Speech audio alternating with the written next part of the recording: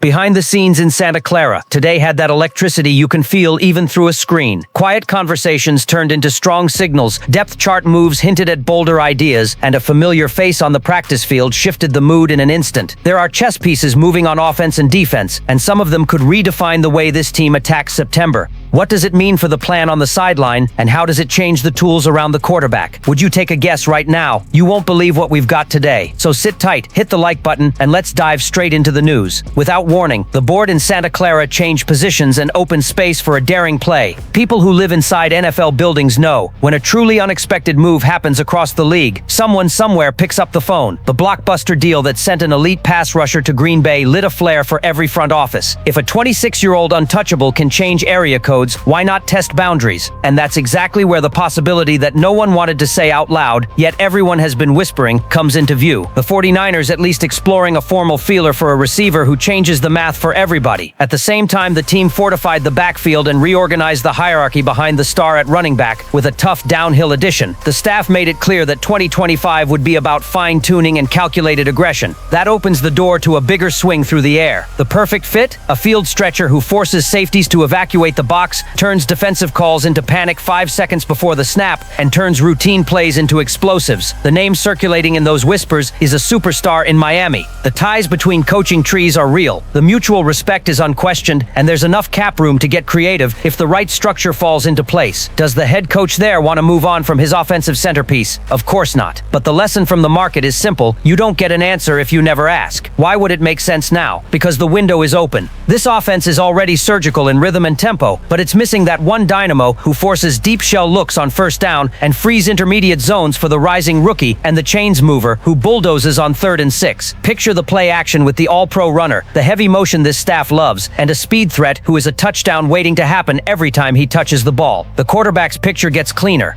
Defenses lose the right to blink. Crowd noise stacks drive after drive. And that aura of inevitability in Santa Clara grows. What would it cost? Premium draft picks, maybe a piece from the offensive rotation, and some contract engineering to marry option bonuses with cap space. None of that is simple, but tensions down in South Florida have been impossible to ignore for months, and the pass rusher trade taught one more valuable truth. Never say no on another team's behalf. Call, ask, push the limit. If the answer is no, the development plan stays on schedule. Patience, packages, and snap counts distributed with intent. If the answer is maybe, then we're in real conversation territory, and the Lombardi vision stops feeling like a distant dream and starts looking like a flight you can book. That alone would be a statement to the locker room about urgency and belief. Layer in the on-field impact, condensed splits that create two-way gauze, jet motion that manipulates leverage, clear outposts that hand the quarterback layups underneath, and you start to see how one elite speed threat changes everything from box counts to red zone spacing. Defenses would be forced to declare coverage earlier. This staff would live in favorable numbers, and the quarterback, who already thrives on timing and anticipation, would punish single high looks with ruthless efficiency. And this wasn't even the most surprising development of the day. The reshuffle in the backfield sent its own set of messages to players fighting for snaps, and the ripples are already visible on the practice field. The confidence that came with adding a powerful runner didn't erase the shadow growing in the running back room. The pressure on Isaac Guerendo. That became crystal clear the moment the general manager spoke candidly in a recent interview. When he highlighted the rookie Jordan James, the subtext was hard to miss. If health hadn't complicated the picture, James would have been in line to be the number 2 going into week 1. Guerendo was almost an afterthought in that answer, and neither reporters nor fans let that slide.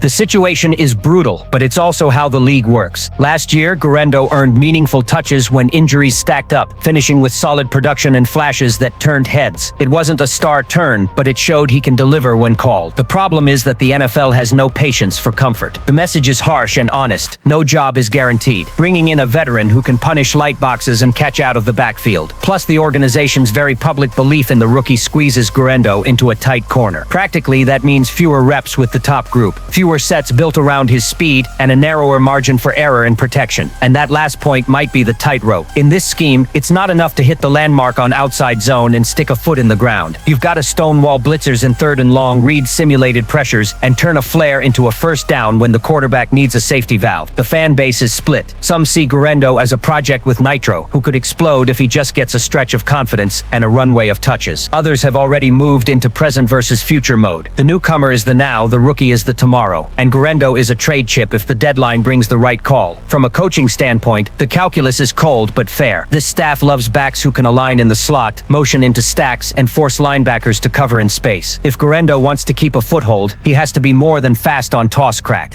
He has to win on angle routes, hold up against edge pressure, and become trustworthy in the 2-minute drill. Every rep, every blitz pickup, every decision on a check down becomes a referendum. That pressure can crush a player. It can also forge one. And if you're looking for the hidden avenue back into the rotation, keep an eye on special teams. A handful of impact plays there, springing a return with a key block, turning a fake into a first down, often unlocks offensive chances on this roster. The backfield battle is a daily trial, and it's turning more intense by the hour. While that fight for survival heats up, a parallel storyline is tugging at the heart of the fan base, and it involves a wide receiver who felt distant a few weeks ago but stepped back onto the practice field and reignited an entire discussion.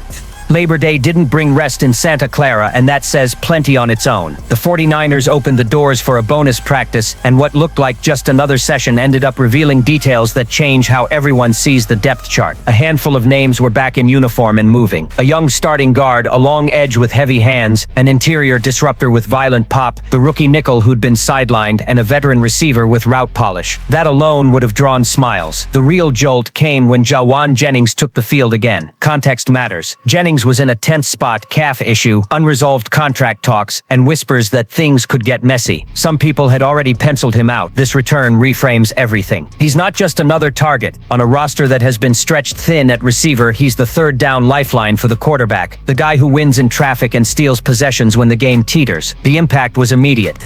Part of the fan base celebrated like it was an early season win. Jennings back feels like adding a difference maker. Others, burned by the recent frustrations, kept their arms crossed. A return is nice, but it won't matter without a deal. The truth lies in between. Without him, this passing game gets dangerously shallow. The promising rookie is exciting, but he's still green. There are veteran additions and tryouts in the room, but roles remain unsettled. And with another depth piece currently sidelined, Jennings is far more than a set of stats. He represents trust for the quarterback and stability for this staff. There's another wrinkle here that adds heat. While Jennings ramped up, the building also welcomed a veteran free agent wideout with history in these colors for a visit. That's quite a message. The team is exploring options, but it also recognizes it cannot dismiss a glue guy who has already been a vital part of the locker room. It's a dance of leverage between the front office and the player, with the grass between the hash marks as the main stage. None of this solves the contract. The shadow of a deal or a trade still hangs overhead.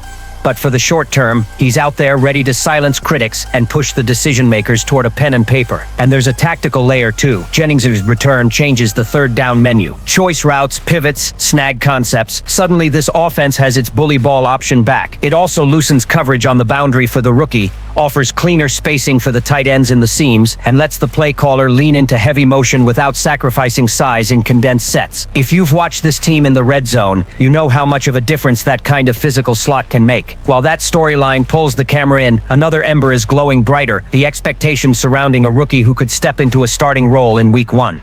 The name that's been stealing attention in Santa Clara is Upton Stout, a third-round rookie from a small program. He didn't arrive with fanfare, but within days he was forcing everyone to learn his number. At 5'8" and around 180 pounds, he won't win the weigh-in, yet he stands out with feisty tackling, twitchy change of direction, and that relentless every rep is life-or-death competitiveness. Camp buzz wasn't manufactured, it grew day by day. The early read was startling. From the first padded practices, Stout looked like the nickel. That's rare for a first-year player in this system.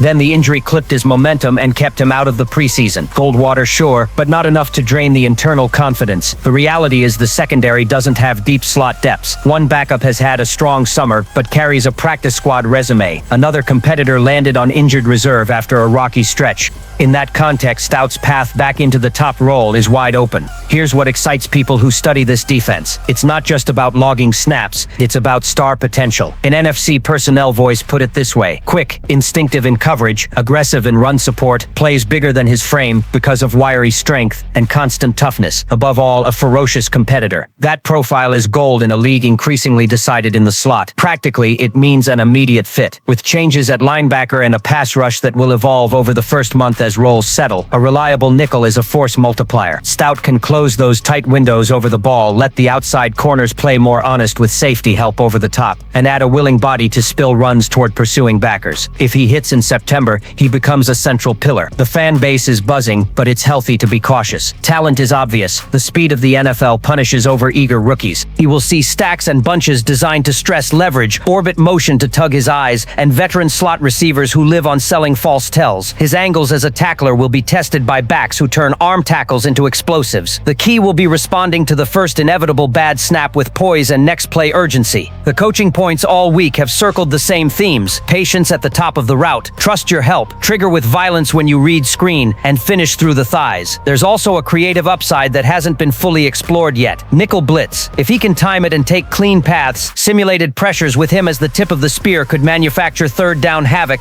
without asking the four-man rush to win every time. He's the kind of player who, if he strings together 2 or 3 statement games, shifts the identity of the defense. The question echoing through the facility is simple and fair. Will he merely hold down the job, or will he turn the position into a weekly problem for opponents? The first answer arrives in week 1. The bigger answer could alter the season. Today's cycle made one thing obvious: this team isn't just surviving change, it's reinventing itself because of it. The rumor of a bold swing for a game-breaking receiver stretched the imagination and reminded everyone that windows don't stay open forever. The heat on Guerrero showed how relentless the competition is for snaps. The sight of Jennings back on the field reignited debates about loyalty and need, and the emergence of Stout offered a glimpse of a defense powered by youth and edge. Every detail nudges the season's trajectory. So I'm asking you, which of these storylines do you believe will shape 2025 the most? Drop your take below, hit like and subscribe to keep this conversation rolling.